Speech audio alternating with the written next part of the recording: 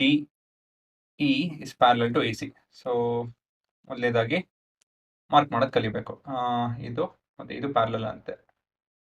ಈ D F ಇಲ್ಲಿದೆ, is parallel to A E. So ಇದು ಮತ್ತೆ ಇದು parallel,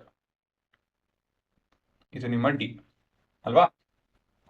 prove that B F by F E ಸರಿ is equal to B E by E C.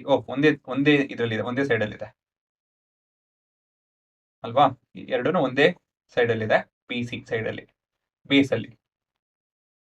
So ಹುಡುಗರ ಇದರಲ್ಲಿ ನೋಡ್ಬೋದು, ನೀವು ಎರಡೇ ಟ್ರಯಾಂಗಲ್ ನೋಡ್ತಾ ಇದ್ದೀರಾ. ಸೊ ಒಂದೇ ಟ್ರಯಾಂಗಲ್ ಎರಡು ಇಲ್ಲ ಅಂತ ಹೇಳಿದ್ರೆ, ಎರಡು ಟ್ರಯಾಂಗಲ್ ಈ ತರ ಒಂದೇ ಕಡೆ ಬರ್ದಿದ್ರೆ ನೀವು ಏನ್ ಮಾಡ್ಬೇಕು ಅಂತ ಹೇಳಿದ್ರೆ, ನೀವೇ ಒಂದು ಸ್ವಂತ ಚಿತ್ರ ಬಿಡಿಸ್ಕೊಳ್ಳಿ, ಒಂದಲ್ಲ ಎರಡು.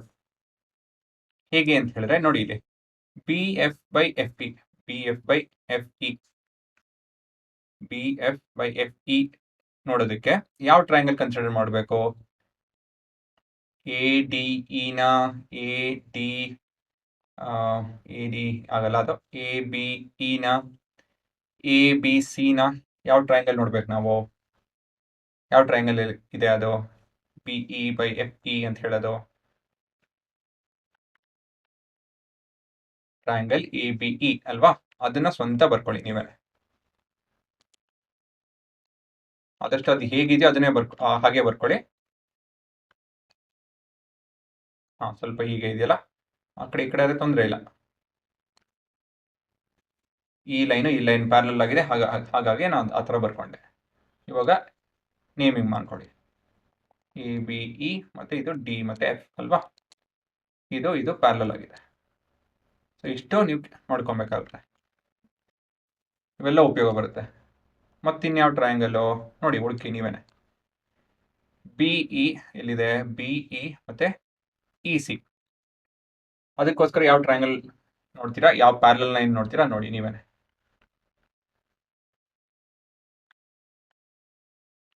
ನನ್ನ ಪ್ರಕಾರ ಎ ಬಿ ಸಿ ಹುಡುಗರ. ಸೊ ಎ ಬಿ ಅದು ಬೇಡ, ಎ ಬಿ ಸಿ ಇದು ನಿಮ್ಮ ಮೂರನೇ ಸೈಡು. ಪ್ಯಾರಲಲ್ಲು ಡಿ ಇಲ್ಲಿದೆ, ಮತ್ತೆ ಈ ಥರ ಒಂದು ಪ್ಯಾರಲಲ್ ಲೈನ್ ಇದೆ ಇ. ಸೊ ಈ ಥರ ಚಿತ್ರ ಬಿಡಿಸ್ಕೊಳ್ಳಿ. So A B C D ಮತ್ತೆ E.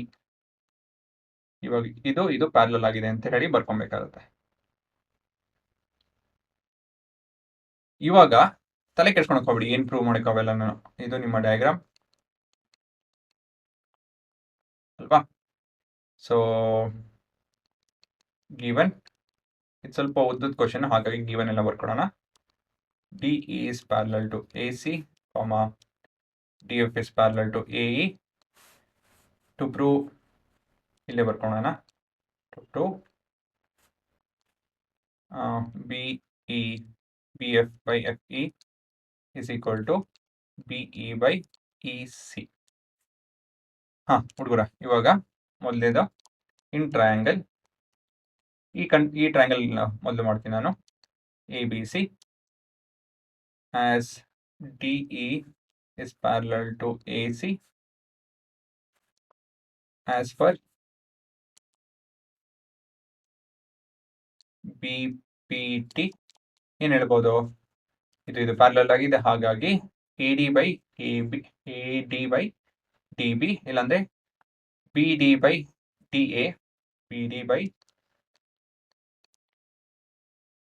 D A is equal to B E by E C,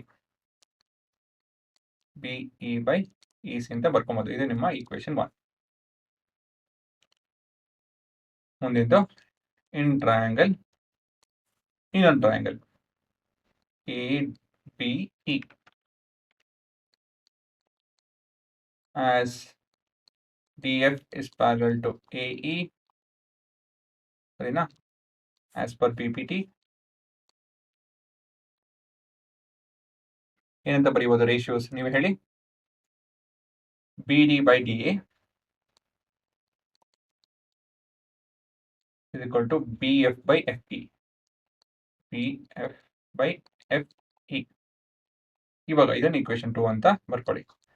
pass ಮಾಡಿ ಇವೆರಡು ಈಕ್ವೇಷನ್ ಇಂದ ನಾವು ಏನು ಬರಿಬೋದು ಅಂತ ಯೋಚನೆ ಮಾಡಿ.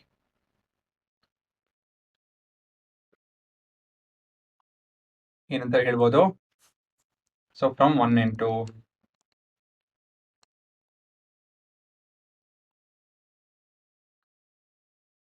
as BD by DA is equal to BE by EC and BD by DA is also equal to BF by FE. ಹಾಗಾಗಿ ನಾವು BF by EC is equal to BE by EC is equal to BF by FE ಅಂತ ಬರ್ಕೊಬಹುದು. ಅಷ್ಟೇನೆ, ಇದೇ ತಾನೇ prove ಮಾಡೋಕ್ಕಾಗಿರೋದು. Hence proved.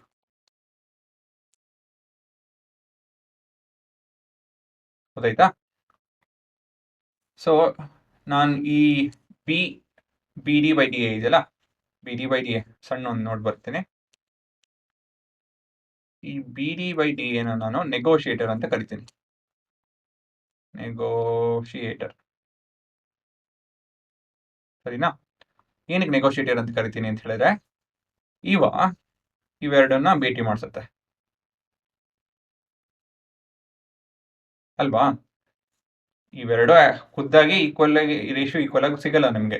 ಯಾಕಂತ ಹೇಳಿ ಇವೆರಡು ಬೇರೆ ಬೇರೆ ಟ್ರಯಾಂಗಲ್ ಇದೆ. ಅದು ಎರಡು ಟ್ರಯಾಂಗಲ್ ಅಲ್ಲೂ ಯಾವ್ದು ಕಾಮನ್ ಆಗಿದೆ? B D by D A. ನೋಡಿ, B D by D A ಎರಡು ಟ್ರಯಾಂಗಲ್ ಅನ್ನು ಈ ಸೈಡು ಕಾಮನ್ ಆಗಿದೆ. ಹಾಗಾಗಿ ಅದು ನಿಮ್ಮ ನೆಗೋಷಿಯೇಟರ್.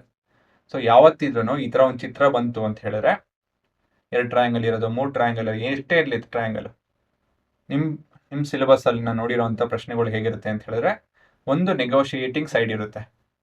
ಆ ನೆಗೋಷಿಯೇಟಿಂಗ್ ಸೈಡ್ ಇಂಡಿಕೇಟ್ ಮಾಡ್ಕೊಳ್ಳಿ ಏನು ಅಂತ ಸ್ವಲ್ಪ ಹುಡುಕಿ ಆ ನೆಗೋಷಿಯೇಟಿಂಗ್ ಸೈಡ್ ಎರಡು ಟ್ರಯಾಂಗಲ್ ಇರೋ ಹಾಗೆ ಚಿತ್ರ ಬಿಡಿಸ್ಕೊಂಡು ನೀವು ಉತ್ತರ ಬರೀತು ಅಂತ ಹೇಳಿದ್ರೆ ಅದೇ ನಿಮ್ಮ ಆನ್ಸರ್. ಬಂದ್ಬಿಡುತ್ತೆ ಅದು ಬೈ ಡಿಫಾಲ್ಟ್, ತಲೆನೇ ಕೆಡ್ಸ್ಕೊಳಂಗಿಲ್ಲ ನೀವು. ಸೊ ತುಂಬ ಜನ ಈ ಟ್ರಯಾಂಗಲ್ ಅಂತ ಹೇಳಿ ಚಾಪ್ಟರ್ 9th 10th ತುಂಬ ಎದುರ್ಕೊಂತಾರೆ. ನನ್ನ ಸೊಲ್ಯೂಷನ್ ಏನಂತ ಹೇಳಿದ್ರೆ, ಚಿತ್ರ ಕ್ಲೀನಾಗಿ ಬಿಡಿಸ್ಕೊಳ್ಳಿ, ಸೋಂಬೇರ್ತೇನೋ ಬೇಡ. ಏನು ಚಿತ್ರ ಇದೆಯೋ ಅದನ್ನ ಎರಡು ಕಡೆನೂ ಬಿಡಿಸ್ಕೊಳ್ಳಿ. ಎರಡು ಟ್ರಯಾಂಗಲ್ ಇದೆ, ಎರಡು ಟ್ರಯಾಂಗಲ್, ಮೂರು ಟ್ರಯಾಂಗಲ್ ಇದೆ, ಮೂರು ಟ್ರಯಾಂಗಲ್. ಅದಾದ್ಮೇಲೆ ನೆಗೋಷಿಯೇಟಿಂಗ್ ಸೈಡ್ ಹುಡುಕಿರ್ಬೇಕು ಮೊದಲೇನೆ ನೀವು. ಅದ್ರ ಮೇಲೆ ನೀವು ಎರಡು ಟ್ರಯಾಂಗಲ್ ಬಿಡಿಸ್ಕೊಂಡು ಬಿ ಪಿ ಟಿನೋ ಏನು ಥಿಯರಮೋ, ಯಾವ ಚಾಪ್ಟರ್ಲಿ ಯಾವ ಥಿಯರಮ್ ಇದೆ ಅದನ್ನು ಅಪ್ಲೈ ಮಾಡಿ, ಉತ್ತರ ಬಂದೇ ಬರುತ್ತೆ. ಸರಿನಾ? ಇವಾಗ ಪಾಸ್ ಮಾಡ್ಕೊಂಡು ನೋಡೋರು ನೋಡ್ಬೋದು.